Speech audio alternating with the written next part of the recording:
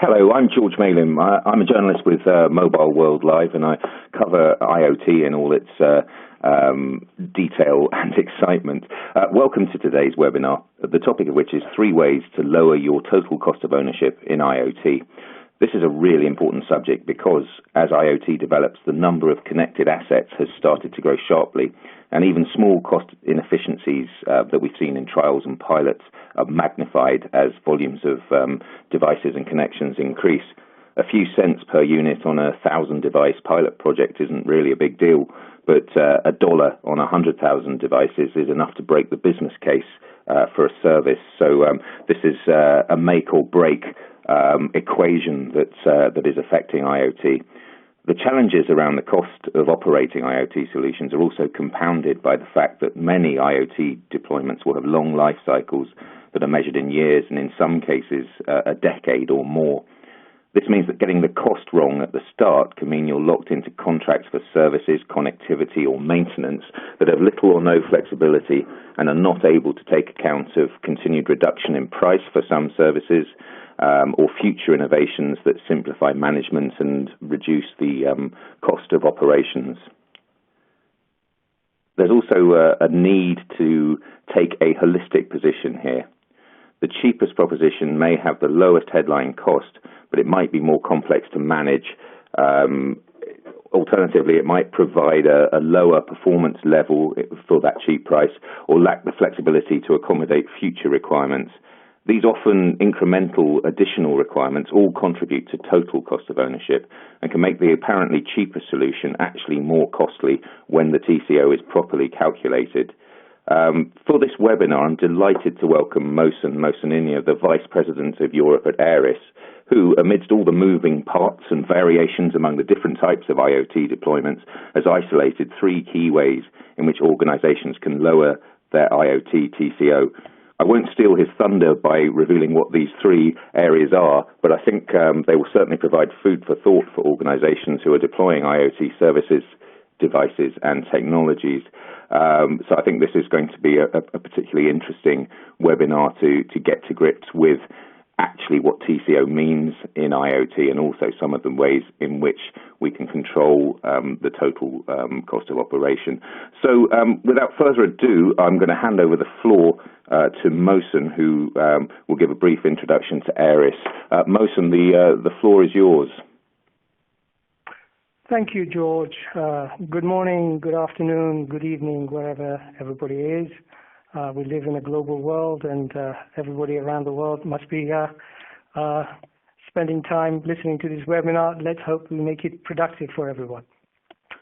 As George said, that total cost of ownership is increasingly becoming more of a focus as projects and programs have been rolled out, and the original anticipated business case, in many cases, are failing to deliver the results that were anticipated. So I'm just going to give you a quick overview of who we are and why we have a point of view in this that you might want to listen to. So Aeris has been a company that is, its DNA is in Silicon Valley in California, a technology company that is focused its energy over the past 20 years or so in helping companies through a journey from unconnected products to connected services.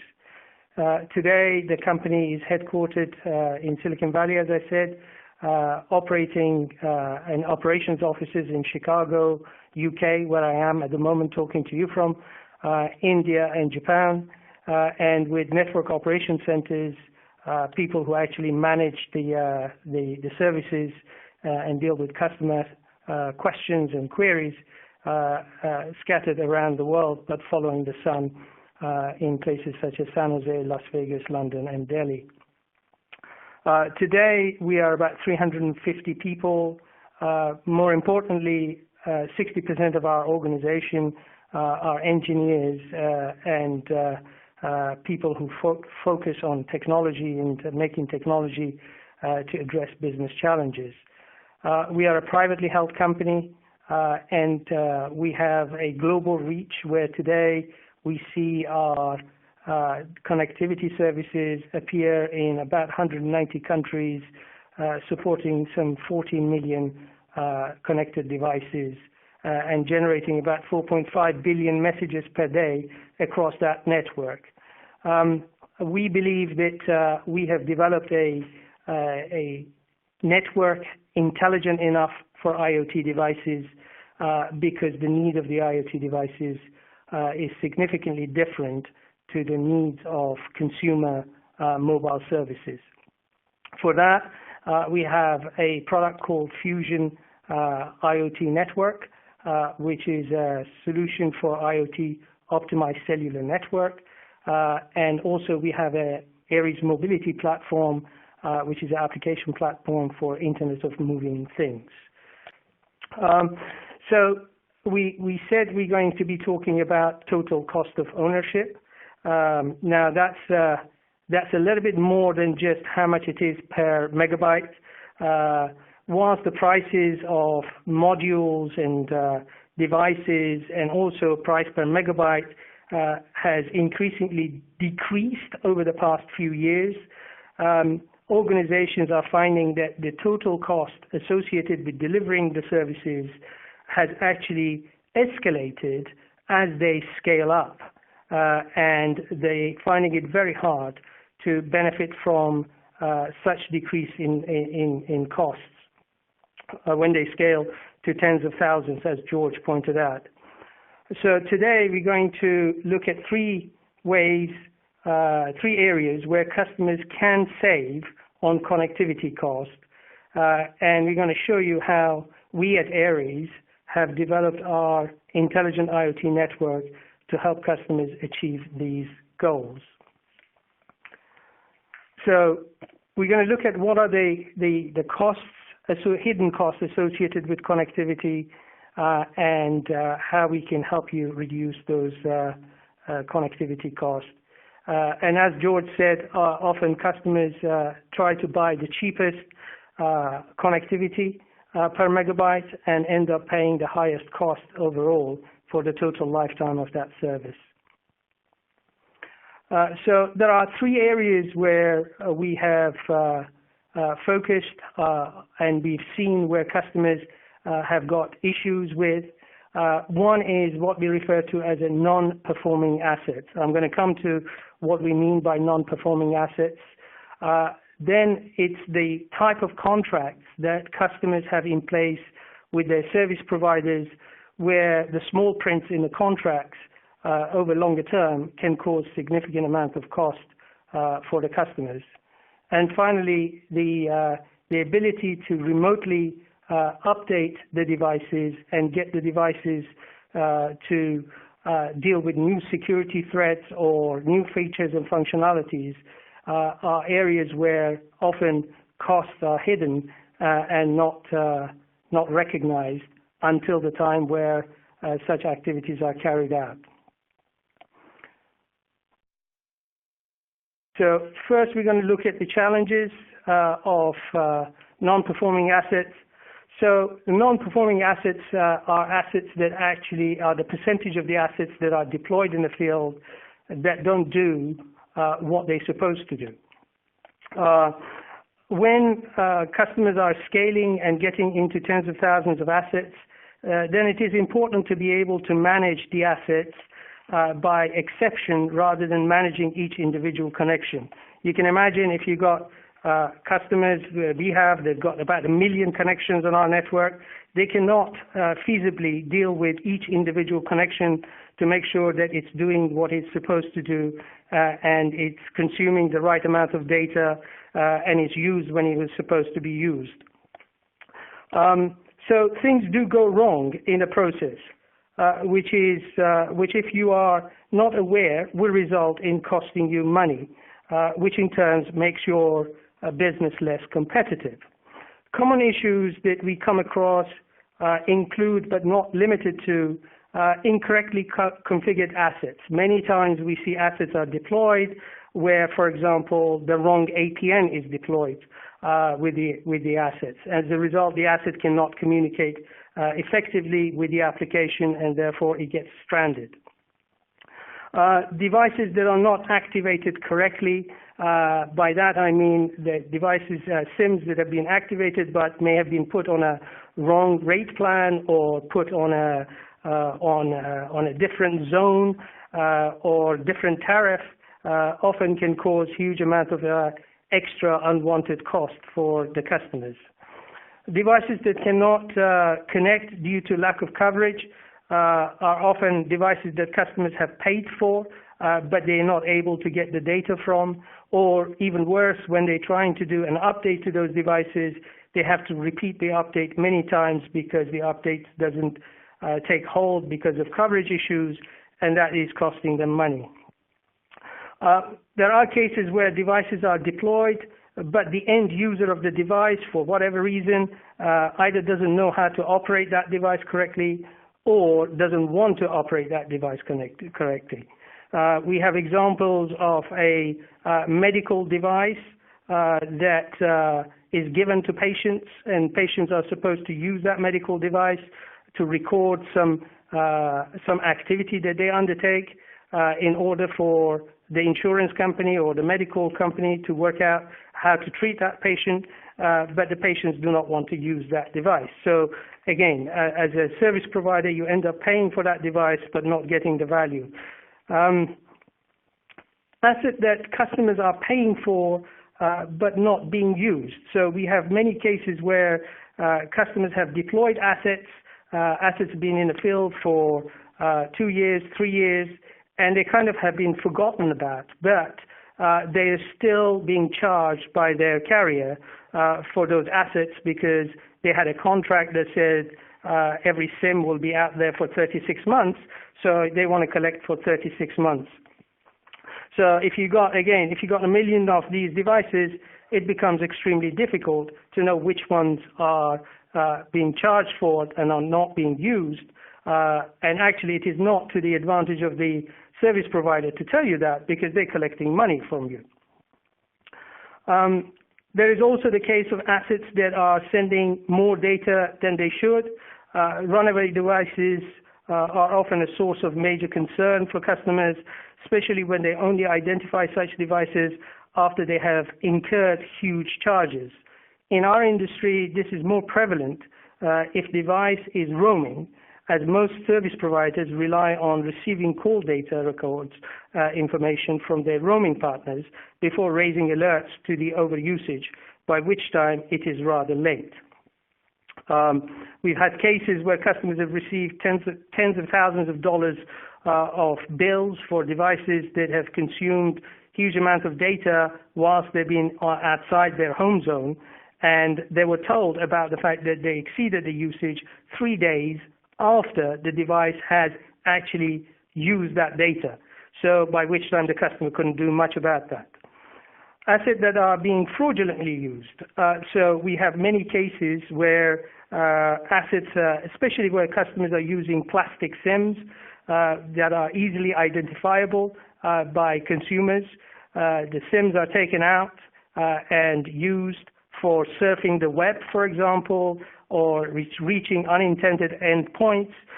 We had a case of a customer deploying devices in Australia where we saw the SIMs turn up in Vietnam, where whoever were taking the SIMs was trying to send thousands of SMSs using those SIMs.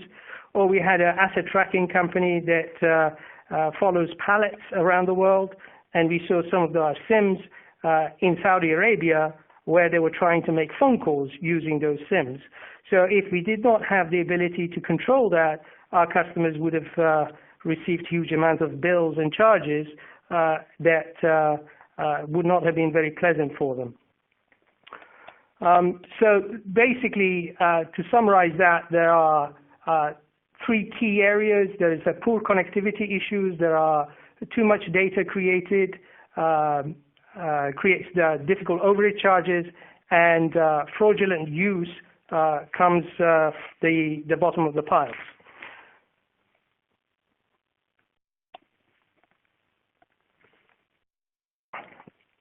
So we have developed, therefore, our intelligent network to be able to give customers real-time visibility. And that real-time visibility allows customers to act in real time, whereby we can prevent unwanted wastage. And that is crucial in terms of the long-term total cost of ownership, to make sure that such events don't happen. And if they do, you can react really quickly to those events. Aeris also provides customers with real-time monitoring alerts that enables customers to, for example, be alerted to the fact that their devices are not sending any data, or they have sent too much data, or for 3 days they've sent data and now they've stopped sending data.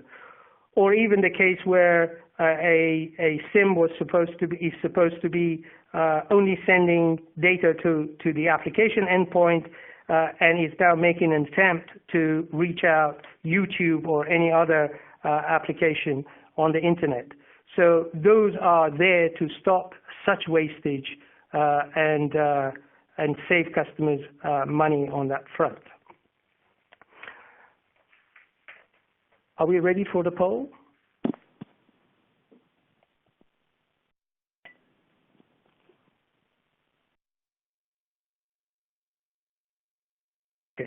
Yeah, Mohsen, hi. I think the poll is due in a couple more slides, but so I guess if you could carry on, and then we'll okay. At the end of the 10th slide we can do the poll. Okay, fine. So I will carry on then. Thanks.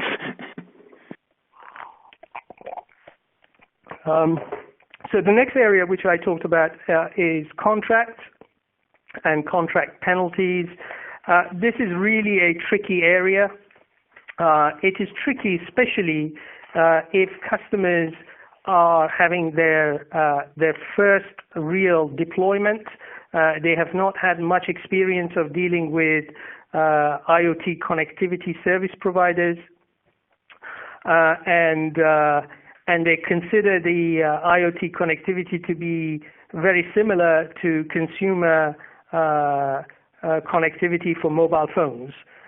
This is really an area where a lot of attention is required by our customers. So what we see generally, as the cost of per megabyte has come down in the industry, a lot of service providers are trying very hard to lock down the customers to long-term contracts with punitive penalties for customers to prevent the customers from getting out of those contracts. There are cases in today even that we see customers have got up to 15 euros or $20 of penalty for cancelling a SIM before its 24 months or 36 months contract is completed, which to an extent restricts the ability of the customer to optimize their costs as their business processes changes, as their customers' need changes. They're also increasingly trying to ensure that customers can have some flexibility in terms of cancellation. So the penalties are either give me 15 euros or return the SIM, neither of which is a viable option, especially if the SIMs are deployed in a field somewhere remote. Cost of recovering that SIM and sending it back could be absolutely astronomical. Also, as in the industry, the cost of per megabyte is declining. Customers who are tied to a 3-year contract could potentially lose on reducing their cost by getting a cheaper tariffs from their suppliers for 36 months. Whilst during that 36 months the cost could potentially halve, they cannot benefit from that. If they want to benefit from that, then they have to pay huge penalties to their service providers, and those penalties often are so large that it tries to prevent them from asking for such changes to their contracts. Also, the other thing on the contracts that one has to be careful about is the way overage is charged. Overage is basically the amount of data that a customer uses above what they have been allocated based on their bundled contract. So they may have a 2 megabyte contract or a 10 megabyte contract per month, and if their total usage of their devices exceeds the allowable pool, then they would be charged large amounts of money per megabyte for any usage above that amount. And typically customers do not know when they have reached their limit because of lack of visibility on the billing side from their suppliers or delayed billing records and even rate plan switch fees preventing cost optimization, which we just talked about. So if you don't know how far down your pool, down your aggregated pool you have used, and you then have a need to run a over-the-air update on your devices, that can really hurt your business through the use of the overage charges. So from our side, we have seen this again and again, and for that reason, we have contracted with our customers where we don't provide a termination fee for devices, because we want the customers to have the ability to cancel their devices whenever their business needs to have that device canceled. We have customers, for example, in the UBI, use-based insurance, where they actually don't know how long their device is going to be in the vehicle, because the vehicle owner may want to change his insurance company after 6 months, or may sell the car, or maybe a student that parks the car outside his parents' house and goes to university and only comes back 6 months later. So we want them to have the ability to optimize their cost. So no termination fees are charged by us for customers. That gives that flexibility. We often provide customers with access to managed rate plans, so they can change their rate plans without any charges. So as the costs come down for their next project, they can get cheaper rates and they can move their devices to the cheaper rates and benefit from the fact that the costs have come down. In addition to all of that, we provide a lot of analytic tools to customers so that they can see from the billing trends, from the usage patterns of their devices, what is the most optimum plan that they need to put their devices on in order to avoid having large costs that they don't need to pay for. And these are all designed, again, to keep the total cost of ownership on a longer term significantly lower than otherwise it would be. Great, thank you. Are we now ready for? Yes, we're now ready for the poll question, which will be on your screen shortly. I'll read out the questions, and then we can discuss the findings. The poll is now on your screen, and the question is: which cost element is most challenging for you to manage today? And the options are 1, non-performing assets; 2, contract terms and rate plan management; 3, remote updates; and finally, fixed-term contract with early termination penalties. So that's which cost element is most challenging for you to manage today. And while we wait for the results to come in, I should emphasize again that Mohsen will be staying for Q&A after his presentation. So to ask him a question, simply enter your question in the panel below, and I'll put it to him at the end of the presentation. So we'll just wait for the results to come through. So here we have it. Very interesting split here. Mohsen, we have basically the audience split between the non-performing assets, the contract terms and rate plan management, and also the remote updates, although the fixed contract with early termination penalties was not such a big issue. Did you expect the audience to sort of spread their priorities across the first three possible responses, Mohsen? So if I see non-performing assets is 33%, actually it's evenly spread, isn't it? It all depends on how mature the customers are in terms of their deployment and how experienced they are in understanding where the costs are coming from. Clearly, what we see is the customers who have had their first deployments are the ones that are hit by the contract. But they're not hit with a contract issue till about 2 years, 3 years into their contract, where they want to try something different. And they find out that their contract is a major barrier to them going somewhere else for their services. So, but then when they get out of that through a lot of pain and effort, then they learn and they make sure that their next contract doesn't have those kind of traps in them for them. Yeah, sure, that makes sense. So it does kind of depend where on the maturity line you are in terms of what your priorities are.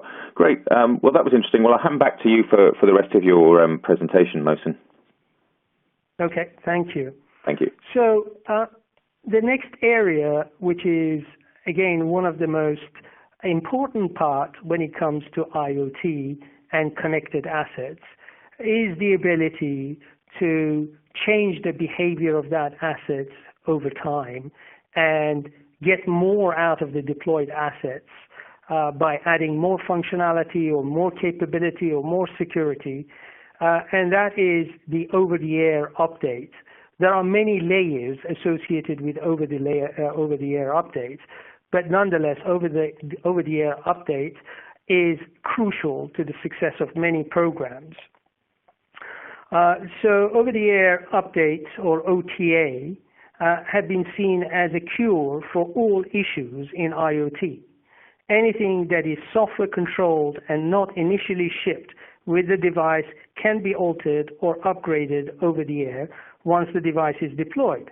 That is a great advance over previous generation of unconnected products that only could be adapted through a physical visit from an engineer, which would be very expensive and time-consuming. However, in the enthusiasm for this convenience, the cost of OTA upgrades have often been overlooked by customers. Lots of customers have built OTA platforms in-house for their services. These are 2G, 3G units across the world have built their own OTA platform, though it has been a painful journey, but on the whole, these platforms have delivered the desired outcome. However, applying the same platforms for OTA management of new generation of technologies, which commonly is referred to as narrowband technologies, such as LTE-M and NB-IoT, is going to be somewhat more challenging. Because of the nature of these technologies and because of the way telecom operators provide capacity on their cell sites, the amount of available capacity for sending OTA to the devices is significantly less. When there is less capacity, therefore,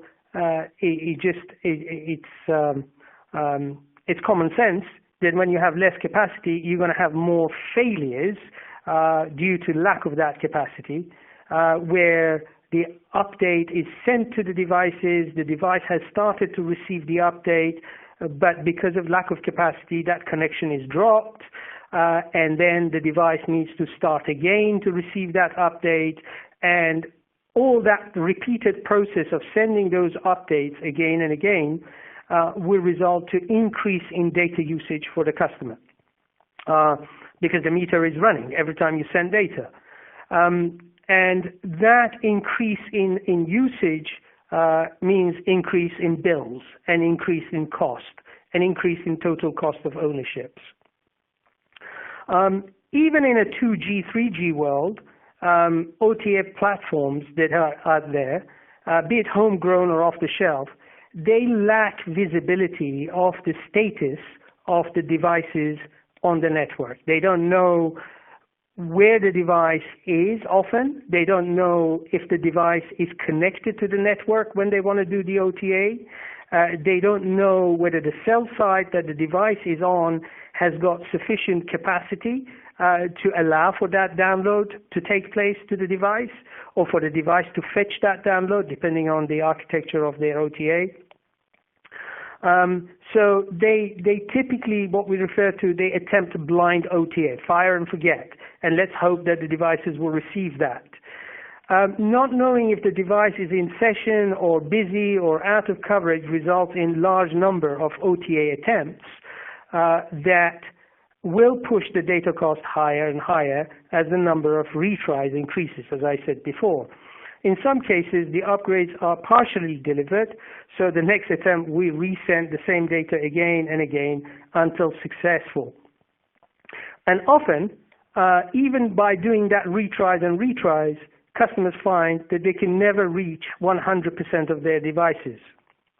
And there are always risks to their business because the devices are out of reach and maybe an older version of the firmware or older version of the capabilities. So traditionally, companies who have gained experience in OTA, in order to mitigate that risk of extra data usage, what they tend to do is they tend to use a heuristic view of life and say, okay, if our usage is on average 2 megabytes, we will buy 3 megabytes because we want a little bit of headroom for our OTAs and for when the OTAs go wrong, so that they buy more data than they actually need. And that typically pushes the cost of their data higher than they need purely because of these failures and the experience that they had in terms of getting these updates through to their devices. So in the OTA, there are, as I said, there are two types. There are the homegrown OTAs that are tailored for the customer's need. They built them through lots of pain and lots of investment, and they really do what the customer needs. But there is a large cost associated with the development of those, and if they now want to move to the new technologies of LTE-M and NB-IoT and whatever else comes down there, they need to invest more in making those platforms perform the way that networks would like them to perform. Alternatively, there are OTA management scheduling softwares that, we have one that we have built that it's built for the customers, and it's automating the process, and it's removing that blindness because it is connected to the network. It can actually see where the devices are, and it can see what the available capacity at the cell site is, and it can control when the updates are sent to increase the success rate and therefore decrease the failures and decrease the wastage in data.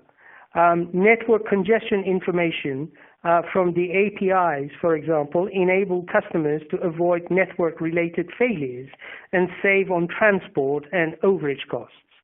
Connectivity-aware API, along with Aeris connectivity platform, automates rate plan management to optimize costs and minimize overage rates that are typically associated with remote updates campaigns. So what that actually does is ensures that if for the OTA, the customer needs a higher rate plan to avoid overage, that rate plan is automatically deployed, the update is taking place, and then the device is reverted back automatically to the appropriate rate plan.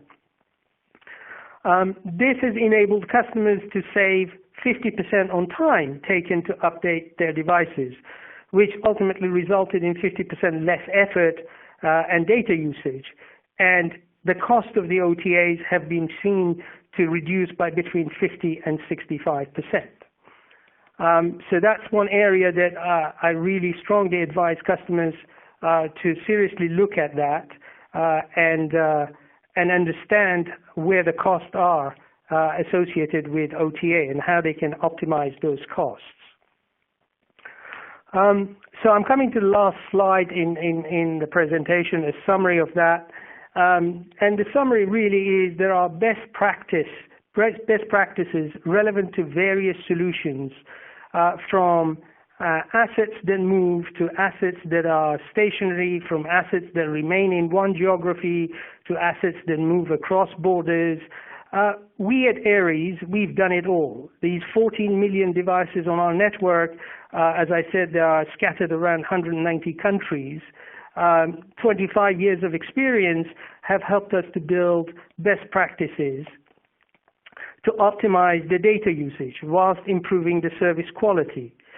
We believe our mission is to make our customers' deployment successful so that we can benefit from their success. So with that said, that is the last slide in my presentation, and I'm going to hand over to George for Q&A. Great. Thank you very much, Mohsen. That was really interesting. We've had some questions in from the audience, but do feel free, if you have a question that you'd like to put to Mohsen, to ask it in the panel on your screen, and I'll read it out and put that to him a little later on.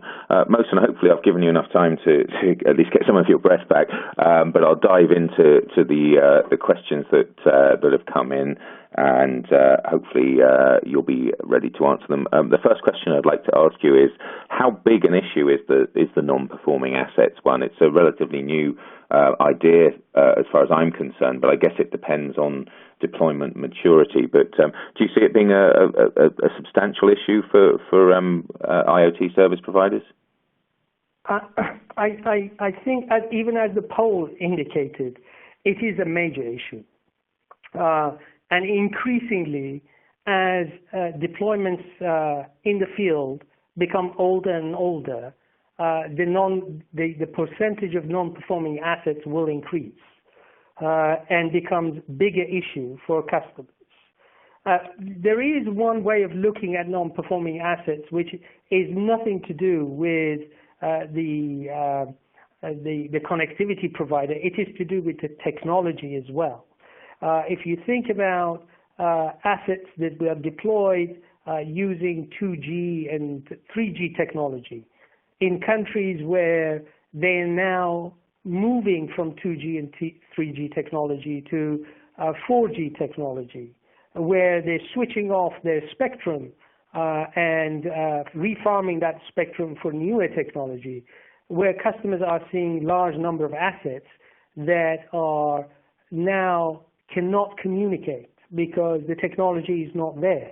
Yet they are tied to contracts that says, you've got to pay me your pound of flesh, you've got to pay me your 15 cents per megabyte for another 20 months because you are in a 24-month contract and your devices are stranded and they cannot communicate. So that is going to become a bigger problem as we move along. Excellent, thank you. So given that there are so many variables in IoT deployments, and actually even within a single deployment, what are the difficulties of calculating TCO? I'm sort of thinking that, you know, if you were a white goods manufacturer, you might have 50,000 washing machines in a country, but they'll be deployed in different areas and there won't necessarily be the same network coverage available, so you might need different approaches there. You might need different service levels for different types of equipment. So what do you see as the key difficulties of calculating the TCO of an IoT solution, given that you're not often comparing apples with apples? So it's a very, very challenging question, purely because it is a challenging problem to address. One of the things that one has to bear in mind is that most organizations are broken down across departments. So you have a group of people who sell, you have a group of people who operate, and you have a group of people who provide support. And you've got a group of people who do the financing and billing, and you've got a group of people who do the procurement. And each one of those groups have got their own budgets and their own costs. The challenge here is that when you deploy an IoT solution, you often underestimate the cost associated with supporting that for its lifetime. And because the costs are so distributed across different departments, it is often very hard to put it all together and say, actually, the cost of delivering that service over 10 years was this much. Yeah. And increasingly, companies are looking at longer term, and they're learning because it's new. In many ways, it's new. It's not a product that you manufactured and you got 1 year warranty on it. And after 1 year, whatever happens to it is no longer your problem. And now you have a product that is in the field for 5, 6, 10 years, and you are accountable for it. Mm-hmm. So you gotta bear that in mind as part of your original product design.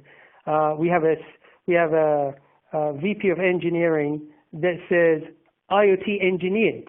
So you need to be doing IoT engineered product from design all the way to end of life.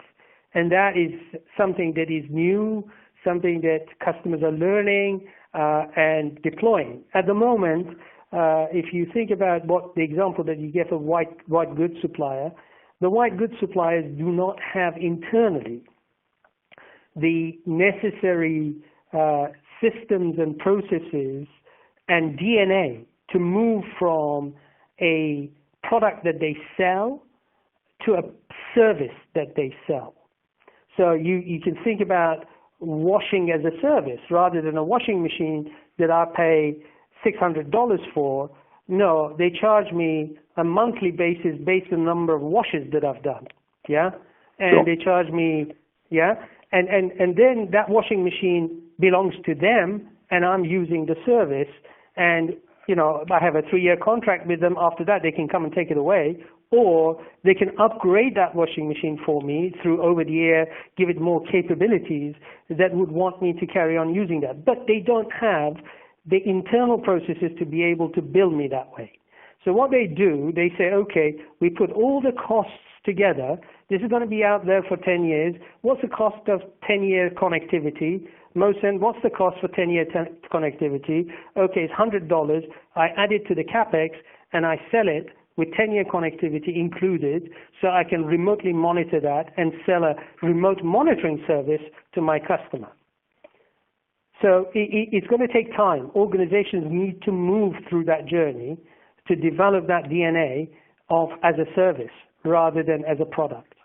Sure. So the question here actually that kind of links into this, which is, do you think the issues of TCO have blindsided organizations in their haste to deploy IoT solutions? And I guess the question comes back to, there isn't 10 years of operational data for organizations to use to enable them to identify some of the problems that we've been talking about today. So do you think this is a lot of the unnecessary expenditure is down to the fact that there just isn't enough information around for companies to engineer solutions from the beginning? Well, yes and no. You're right. In any given industry, there may not be 10 years of data available. However, we have been doing this for 20 years. We've helped other verticals to learn, and we've learned with them. And we have that knowledge and know-how that we can help new verticals, new businesses that don't have that 10 years of experience to really understand what they need to consider, how they need to be thinking about it. We have that to an extent. Well, I don't say we know it all, but we have enough scars to be able to share with customers the don'ts and the do's. Sure, no, that's very interesting. Let's see what else has come in. There's a good question here that is very interesting about non-performing assets. The question is, what are the technology challenges behind them? Is it about battery power, theft, or destruction of the unit, or is it more of an organizational aspect that things are just not turned on? For example, going back to the white goods again, you might sell a washing machine that can be a connected washing machine, but if the user doesn't configure it or doesn't take advantage of that connectivity, it's kind of a wasted investment because it's not leading to predictive analytics, is not leading to upsell of additional washing powder or line scale build up products or whatever it is. I appreciate the washing machine example is probably being done to death, and we should be looking at something slightly more interesting. But it is that sort of question of what do you see as the issue? Is it a technical issue with battery power theft or destruction of the unit, or an issue of underutilization or non-utilization of the capability? I think the answer is all of the above. Yeah, it all depends on each use case. So the question refers to battery power. Yes, battery power is a major concern if you have a device that your business case was based on that device being out in the field for 5 years. It's a battery-driven asset, and for whatever reason, after 3 years, that battery has started to fail. And you have a 5-year contract with your connectivity provider because you said it's going to be out there for 5 years. And now the battery has failed and that device is no longer performing. Yet you've got 2 more years of that connectivity charge that you have to pay to your service provider. And that is what one way of looking at the problem. Another one, as I mentioned, again, on the technology side, is the obsolescence of connectivity technology from 2G to 3G to 4G to 5G and so on and so forth. So having that future-proof look of the complete solution rather than components of the solution will be fundamental to the success of some of these programs. Yeah, and I guess, of course, the stakes are really high that, in the event of a flat battery, you've got to send someone out in a van to replace a battery in a device, or I guess ask a customer to do it, which isn't probably a good look. So you're looking at a cost element that distorts or potentially ruins the business case of keeping a device alive, as it were, in order purely to offset some of the fixed costs that exist. Moving on, I've got another question here, which is quite an interesting one, actually, looking to the future, which is, will suppliers be more flexible in their contracts in a bid to foster IoT development and breed confidence among customers? And I guess the question comes from the idea of, we've been saying these inflexible contracts that don't take account of usage or have overages built into them seem to be a major barrier to the growth and development of the whole market. So do you think suppliers will take a kind of more mature view that if they can be flexible, they can actually gain far more customers and generate far more revenue by being an enabler rather than trying to force fit people to their contracts? I can't talk for others. Yeah. However, this is the way we are looking at it, and this is the way we structure our relationship with our customers, because we believe that our job is to enable our customers' business model, and our job is to make them successful.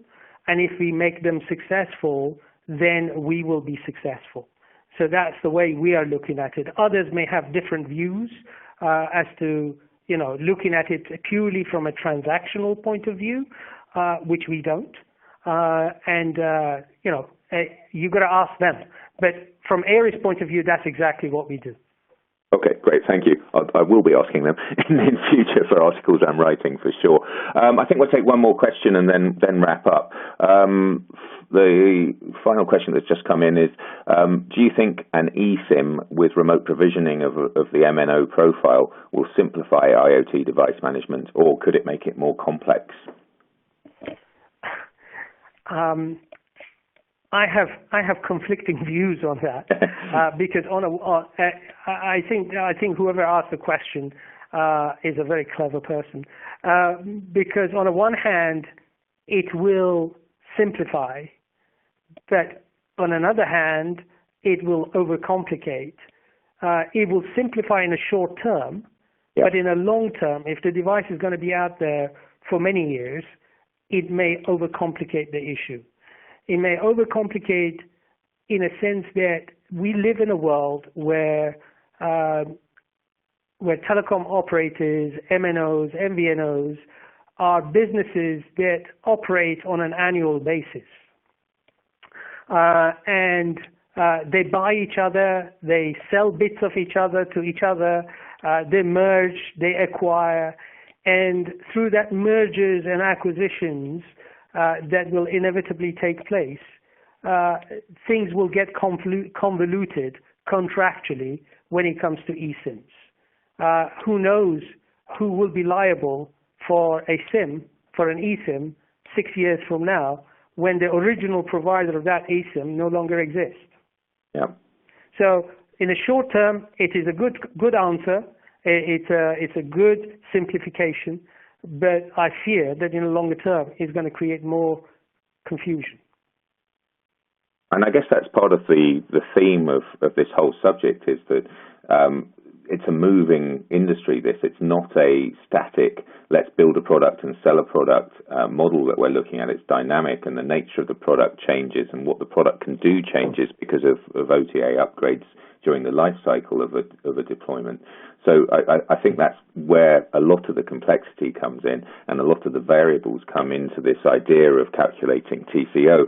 So I think that's an interesting point to take away, particularly as we're coming to the end of our time. I would point out that Aeris is currently preparing a white paper on this topic that will look into the areas we've covered in more detail, and that will be publishing soon, and we'll make sure that's available to everybody to learn more about this multi-layered and really very complex topic. So on that note, I'd like to thank Mohsen Inia from Aeris for his excellent presentation and helping us get to grips with this very difficult to understand topic. I'd also like to thank the audience for attending today and participating in the Q&A, and I hope you'll join us again soon for another Mobile World Live webinar. Thanks again for attending today, and goodbye. Thank you. Goodbye.